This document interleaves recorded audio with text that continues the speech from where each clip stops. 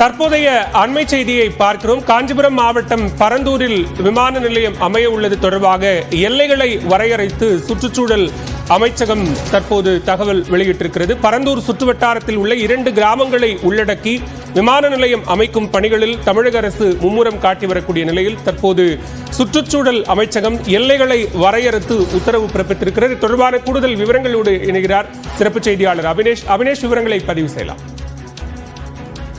பரந்தூர் புதிய விமான நிலைய திட்டத்தை பொறுத்தவரை சுற்றுச்சூழல் தாக்க ஆய்வு மற்றும் சுற்றுச்சூழல் மேலாண்மை திட்டம் தயார் செய்ய ஆய்வு எல்லைகளை வழங்கி மத்திய சுற்றுச்சூழல் அமைச்சகம் உத்தரவிட்டிருக்கிறது.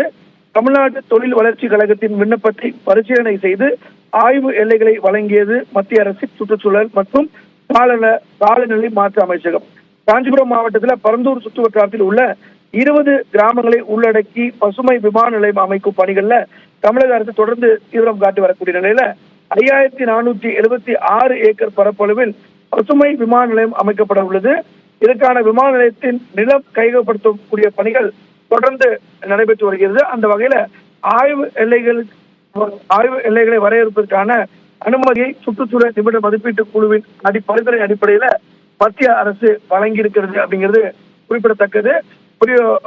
அந்த வகையில தற்போது நிலம் கையகப்படுத்தக்கூடிய பணிகளை தொடர்ச்சியாக அரசு செய்து வரக்கூடிய நிலையில கடந்த ஜூலை மாதம் 30ஆம் தேதி புதிய விமான நிலையத்திற்கான சுற்றுச்சூழல் தாக்க ஆய்வு மதிப்பீட்டு மற்றும் சுற்றுச்சூழல் மேலாண்மை திட்டம் மேற்கொள்ள ஆய்வு எல்லைகளை வழங்கி சுற்றுச்சூழல் நிபுணர் மதிப்பீட்டு குழு பரிந்துரை செய்திருந்தாங்க.